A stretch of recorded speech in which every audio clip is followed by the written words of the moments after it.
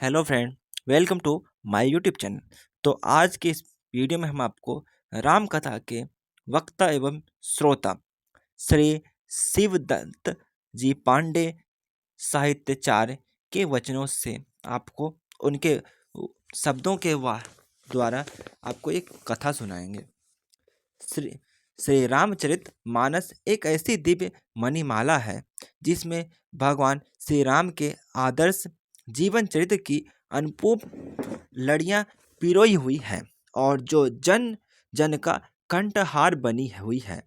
राम कथा अमृत पिपासु भक्तजनों अथवा सत्संग प्रेमियों के लिए मध्य रामायण की कथा चर्चा होते समय प्राय यह लोक प्रचलित प्रश्न करता है कि किन किन वक्ताओं ने किन किन श्रोताओं को राम कथा सुनाई थी तथा इन वक्ताओं और श्रोताओं का परंपरागत उचित कालक्रम क्या है। राम कथा के आदि वक्ता और श्रोता कौन थे।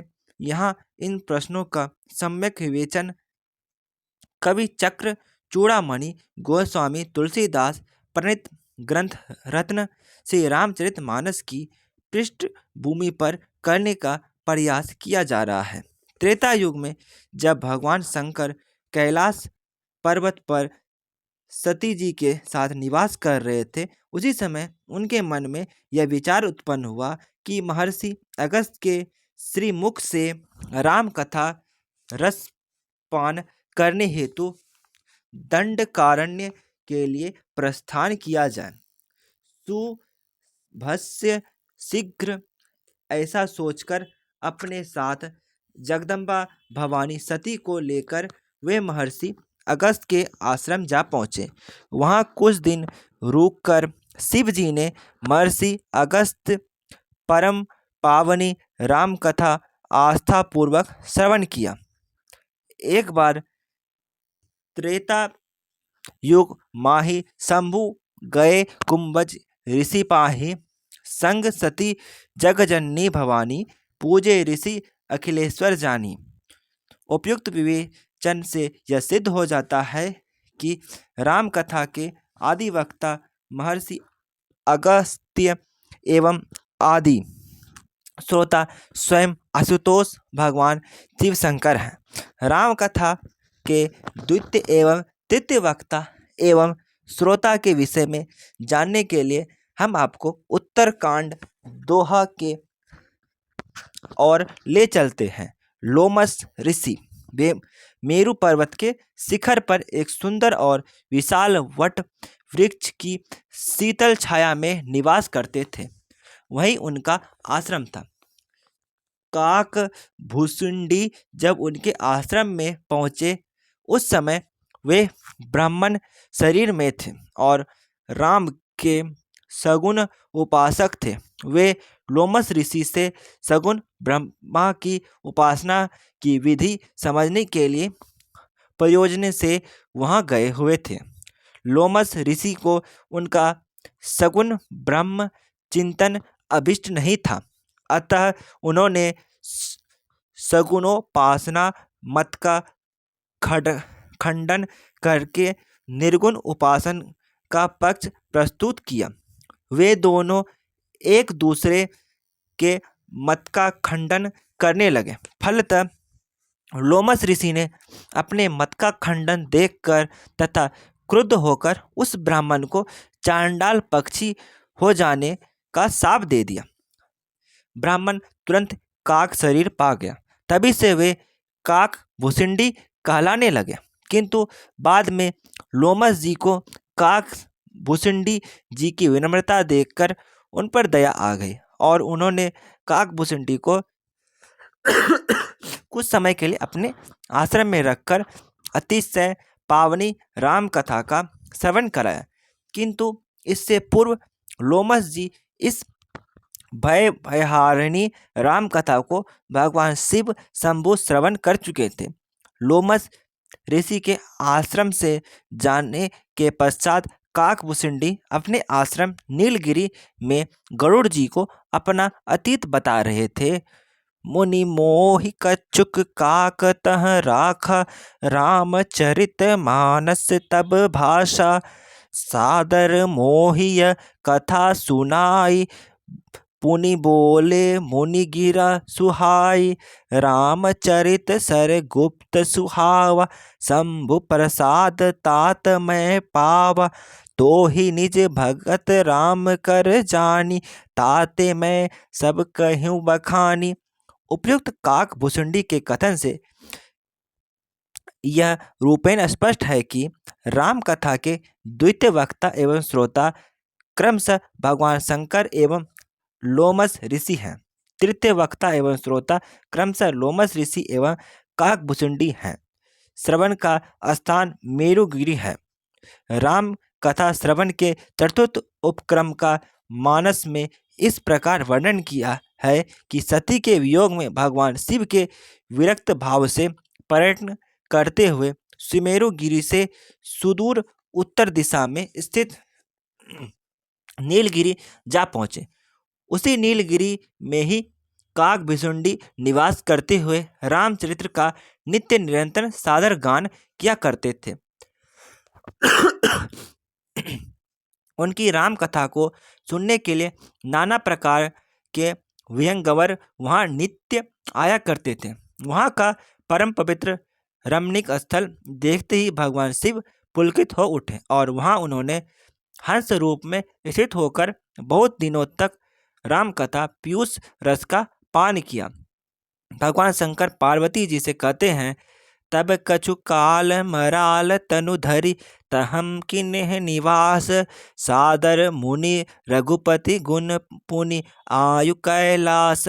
इस प्रकार राम कथा के चतुर्थ वक्ता एवं श्रोता काकभुसुंडी एवं मराल रूप धरी भगवान शिव हैं।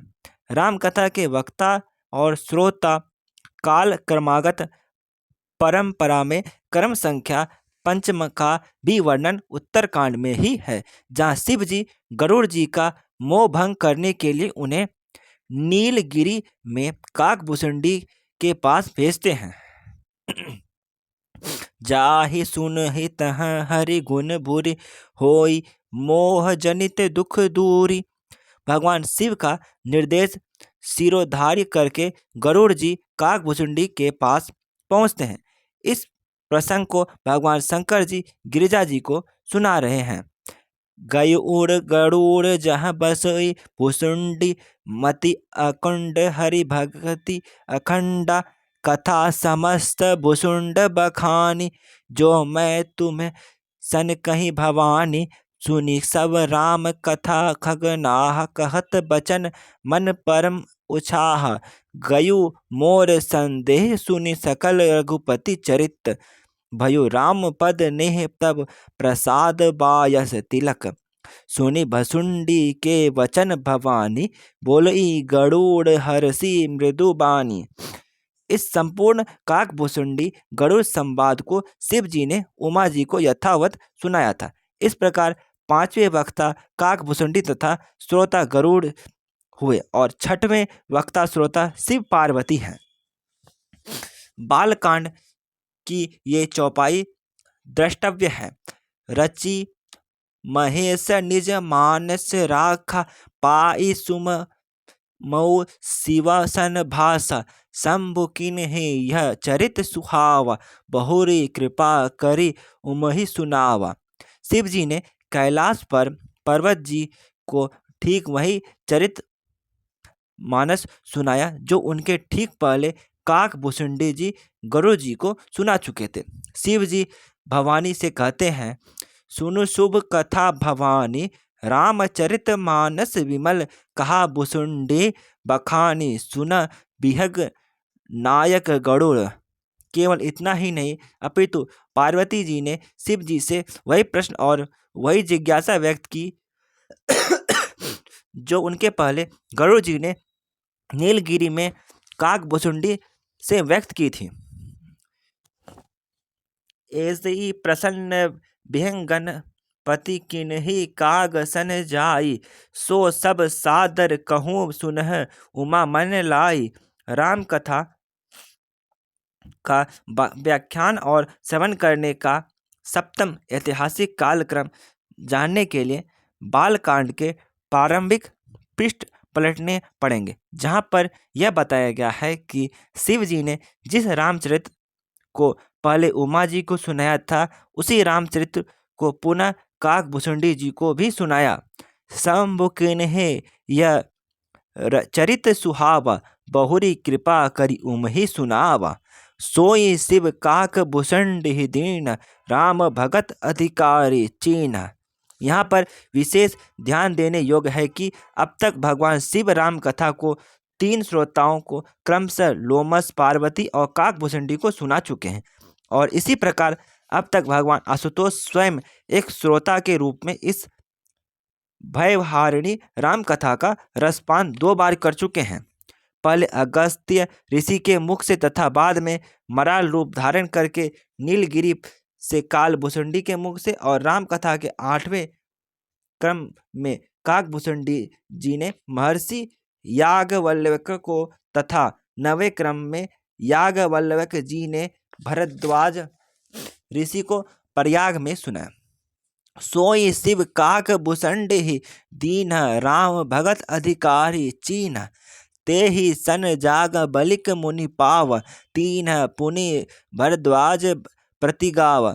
ते ही सन उनसे अर्थात काकभूषुंडी जी ने उस राम कथा को महर्षि याज्ञवल्क्य ने प्राप्त किया, और उसी राम कथा का गान याज्ञवल्क्य जी ने भरद्वाज ऋषि से किया, और याज्ञवल्क्य जी ने भरद्वाज ऋषि को वही राम कथा सुनाई जो भगवान शिव ने गिरिजा को सुनाई थी। और याज्ञवल्क्य कहते हैं, सुनु मुनि कथा पुनीत पुरानी, जो गिरिजा प्रति शंभु बखानी। तथा कहूँ सो मति अनुहारी, अब उमा शंभु संपाद भयो समय जेहि हेतु जेहि, सुनु मुनि मिटहि विषाद।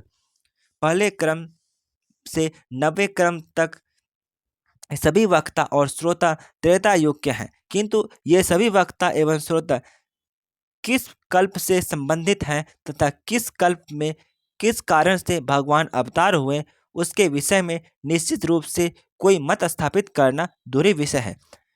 मानस कारण से स्वयं इस दूरहीता को स्वीकार किया है। हरि अवतार हेतु जेहि होई, इद मिथ्यम कही जाय नो सोई। जिस कल्प में नारद को मोह उत्पन्न हुआ और उन्होंने भगवान विष्णु को नर्तन धारण करने और पत्नी वियोग से कष्ट पाने का शाप दिया था, साथ ही दोनों शिवगणों को राक्षस हो जाने का शाप दिया था, उसी कल्प में राम अवतार हुआ। उसी कल्प में रचि महेश निज मानस राखा। उसी कल्प में शिव जी ने राम कथा लोमस ऋषि को सुनाई तथा लोमस ऋषि ने काकभूषुंडी जी को सुनाई थी।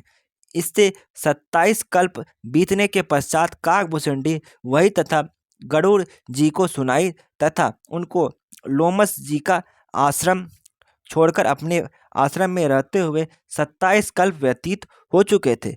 वे स्वयं गरुड़ जी से बताते हैं, यहाँ बसत मोहि सुनु खग ईसा, बीते कल्प 7 अरु 20। किंतु गरुड़ जी के सुनने के पूर्व ही भगवान शिव नीलगिरी जाकर हंस रूप में वहाँ राम कथा काकभूषुंडी जी से श्रवण कर चुके थे तथा इस सभी वक्ताओं द्वारा अपने प्रवचन में नारद मोह वाला प्रसंग सम्मिलित किया गया है। जब रामचरितमानस की पृष्ठभूमि पर वक्ताओं और श्रोताओं की चर्चा हो रही है, तो एक और भी वक्ता और श्रोता युग्म अभी शेष रह गया है तथा जिसके बिना बात आधी अधूरी रह जाएगी। वह है भगवान श्री राम के अनंत एवं पूर्ण समर्पित भक्त युग दृष्टा महाकवि गोस्वामी तुलसीदास, जिन्होंने अपनी बाल्यावस्था में ही वराह क्षेत्र जाकर राम कथा श्रवण किया था। उन्होंने गुरु नाम का यहाँ पर नहीं प्रकट किया है। मैं पुनि निज गुर सन सुनी कथा, जो सुकर खेत समुझी नहीं तसी बालपन तब अति रहुई अचेत, तदपि कहीं गुर बरसहि बार, सुमझी परी कछु मति अनुसार। इस प्रकार राम कथा के वक्ता और श्रोता 10वां युग्म गुरु और उनके शिष्य मानस प्रणेता तुलसी हैं। ये गुरु स्वामी नरहिदास जी ही हैं, जिनका उल्लेख महाकवि ने बालकांड के आरंभ में ही किया था। बंधुए गुरु पंद कुंज कृपा सिंधु, नर रूप हरि। इन्हीं को नरहंत या नरहरि स्वामी के नाम से जाना जाता है। इन्होंने ही तुलसीदास को अयोध्या में निगम मागम आदि का अध्ययन रटवाया तथा राम मंत्र की दीक्षा दी। इन्होंने ही तुलसीदास जी को वारह क्षेत्र यानी सुकर क्षेत्र या सोरों में राम कथा का श्रवण कराया था, जिसका संकेत बालकांड के प्रारंभ में ही अंत साक्ष्य के रूप में मिलता है। और वक्ता और श्रोता का समय लगभग विक्रम संवत माना जाता है। हरि कथा तो अत्यंत अनंत है और इसके कहने और सुनने वाले भी कम नहीं है। कहीं सुनहि बहु विधि सब संता, अतः 11वें क्रम में सभी संतों को वक्ता एवं श्रोता दोनों श्रेणी में रखा गया है। ये संत सर्वत्र नित्य निरंतर राम कथा कहते हैं और सुनते रहते हैं। अंत में राम कथा सर्वश्रेष्ठ श्रोता श्री हनुमान जी महाराज का उल्लेख लेखनी को विराम देते हैं, जो कि राम कथा का श्रवण करने के लिए ही पृथ्वी पर निवास कर रहे हैं। तो फ्रेंड्स, तो ये कथा यहीं पे समाप्त होती है। उनके द्वारा जो बताई गई बातें थी तो यहीं पे समाप्त होती है। Thanks for watching my videos.